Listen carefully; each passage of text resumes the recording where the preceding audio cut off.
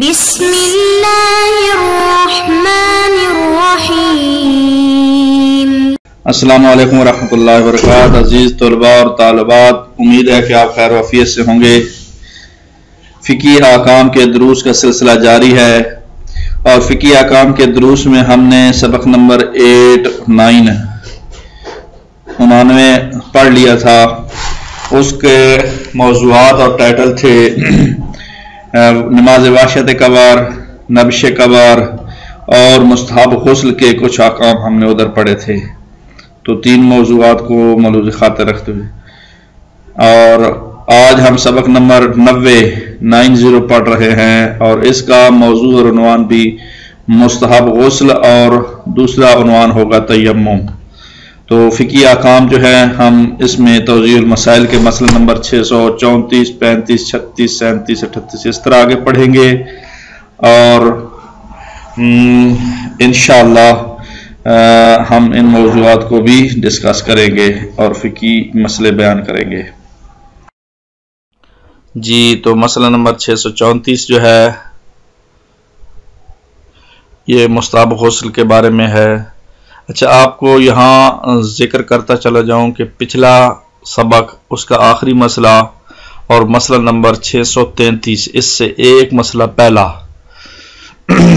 اس میں بھی مستحب غسلوں کی لسٹ بیان کی گئی ہے اور اس میں 27 غسل بیان کیے گئے ہیں۔ ان 27 غسلوں کا مستحب ہونا ثابت ہے اور ان غسلوں کے گزشتہ مسئلے کے لسٹ جو بیان کی گئی ہے اس میں ان کا استحباب ثابت ہے اور ان کے غسل کرنے کے بعد وضو کی ضرورت نہیں ہے۔ لیکن ابھی جو مسئلہ ہم ذکر کر رہے ہیں 634، یہ تمام لسٹ ہم بیان کریں گے اور اس کے بعد آخر میں اس کا حکم بھی بیان کریں گے۔ توجہ سے سننا ہے۔ فقہاء نے مستحب غسلوں کے بارے میں یہ باب مرتب کیا ہے اور غسلوں کا ذکر فرمایا، جن میں چند یہ ہے، چند کہہ رہے ہیں لیکن 7-8 ہوں گے، اس سے زیادہ بلکہ ہوں گے، لیکن ٹائٹل 7-8 ہے ان غسل مستحب غسلوں کے۔ مثلا ماہ رمضان کے غسل بہت سارے ہیں لیکن مستحب لیکن ایک شمار انہوں نے کیا ہے۔ تو اس طرح 7 ایک عدد کی ایک لسٹ ہے ڈیجٹس کی۔ نمبر 1، ماہ رمضان المبارک کی تمام طاق راتوں کا غسل اور اس کی آخری دہائی کی تمام راتوں کا غسل اور اس کی 30ویں رات کے آخری حصے میں دوسرا غسل۔ نمبر 2، ماہ ذی الحجہ کے 24ویں دن کا غسل۔ نمبر 3، عید نوروز کے دن اور 15ویں شعبان اور 9ویں 17ویں ربیع الاول اور ذی القعدہ کے 25ویں دن کا غسل۔ نمبر 3 یہ ہو گیا۔ اگلی سلائیڈ میں نمبر 4، اس عورت کا غسل جس نے اپنے شوہر کے علاوہ کسی اور کے لیے خوشبو استعمال کی ہو۔ نمبر 5، اس شخص کا غسل جو مستی کی حالت میں سو گیا ہو۔ نمبر 6، اس شخص کا غسل جو کسی سولی چڑھائے ہوئے انسان کو دیکھنے گیا ہو اور اسے دیکھا بھی ہو لیکن اگر اتفاقاً یا مجبوری کی حالت میں نظر گئی ہو، مثال کے طور پر اگر شہادت دینے گیا ہو تو غسل مستحب نہیں ہے۔ اسی طرح نمبر 7، دور یا نزدیک سے معصومین علیہ السلام کی زیارت کے لیے غسل، لیکن آورد یہ ہے کہ یہ تمام غسل رجا کی نیت سے بجا لائے۔ آورد یہ ہے یہ تمام غسل رجا کی نیت سے لائیں اور ان کے انجام دینے کے بعد وضو کرنا ضروری ہے اگر نماز پڑھنی ہو۔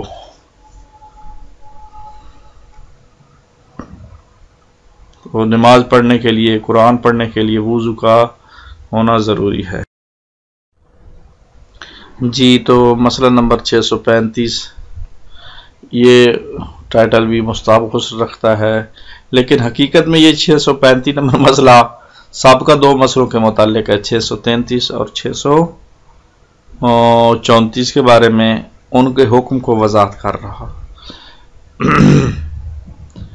ان مستحب غسلوں کے ساتھ جن کا ذکر مسئلہ نمبر 633 میں کیا گیا ہے، یعنی وہ 27 کی جو لسٹ تھی جس میں نماز جمعہ کا پہلا غسل تھا، ایسے کام مثلا نماز انجام دے سکتا ہے جن کے لیے وضو لازم ہے، عید کا غسل ہے، نماز کا غسل ہے، لیکن جو غسل بطور رجا کیے جائیں جن کا ذکر 634 نمبر مسئلے میں آیا وہ وضو کے لیے کفایت نہیں کرتے. اس آج کے سبق میں ہم نے جو پڑھے ہیں وضو کے لیے وضو کرنا ضروری ہے، وضو والے کام جو ہے وہ نہیں کر سکتا، یعنی ساتھ وضو کرنا بھی ضروری ہے.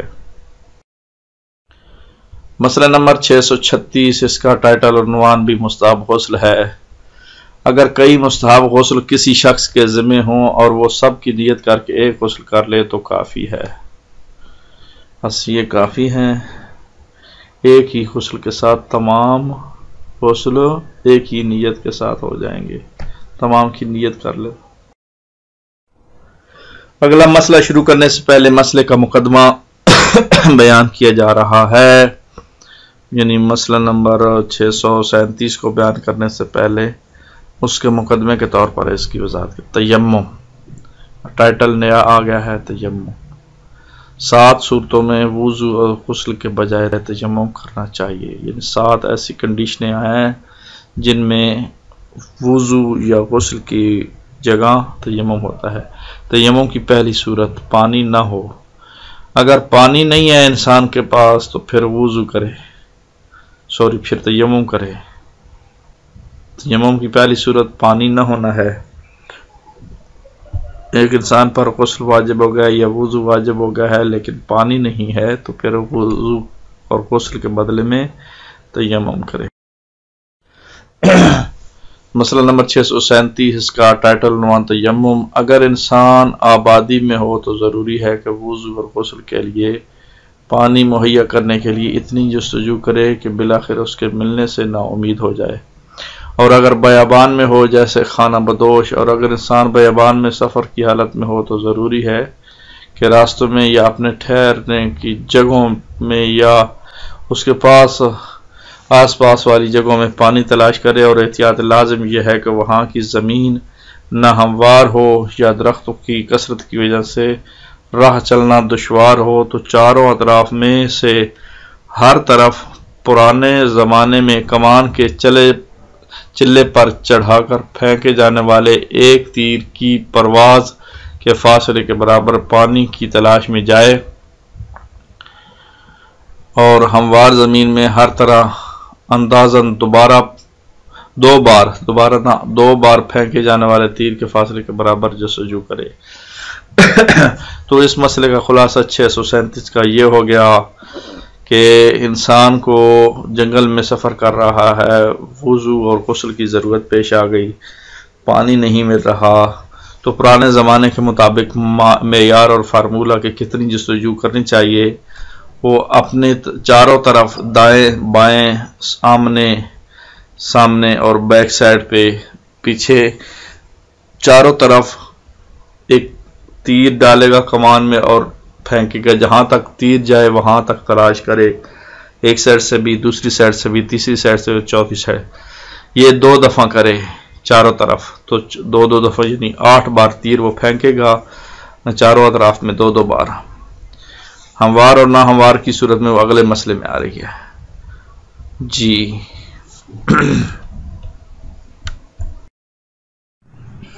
مسئلہ نمبر 638، اگر 4 اطراف میں سے بعض ہموار اور بعض ناہموار ہوں تو جو اطراف ہموار ہو اس میں 2 تیروں کی پرواز کے برابر اور جو طرف ناہموار ہو اس میں 1 تیر کی پرواز کے برابر پانی تلاش کرے. ہموار اور ناہموار کے فرق کے ساتھ وہ تیر پھینکے اور جستجو کرے. مسئلہ نمبر 639، اس کا ٹائٹل اور عنوان تیمم ہے. جس طرف پانی کے نہ ہونے کا یقین ہو اس طرف تلاش کرنا ضروری نہیں ہے. مسئلہ نمبر 639، ٹاپک تیمم. جس طرف پانی کے نہ ہونے کا یقین ہو اس طرف تلاش کرنا ضروری نہیں ہے. جس کو کنفرم ہے کہ ادھر سے نہیں ملے گا تو پھر اس کو تلاش کرنا ضروری نہیں ہے. مسئلہ نمبر 640، اس کا ٹاپک عنوان تیمم ہے. اگر کسی شخص کی نماز کا وقت تنگ نہ ہو اور پانی حاصل کرنے کے لیے اس کے پاس وقت ہو اور اسے یقین یا اطمینان ہو کہ جس فاصلے تک اس کے لیے پانی تلاش کرنا ضروری ہے، اس سے دور پانی موجود ہے تو اسے چاہیے کہ پانی حاصل کرنے کے لیے وہاں جائے، لیکن اگر وہ اتنی دور ہو کہ عرف یہ کہے کہ اس کے پاس پانی نہیں ہے، اگر پانی موجود ہونے کا گمان ہو تو پھر بھی وہاں جانا ضروری نہیں ہے۔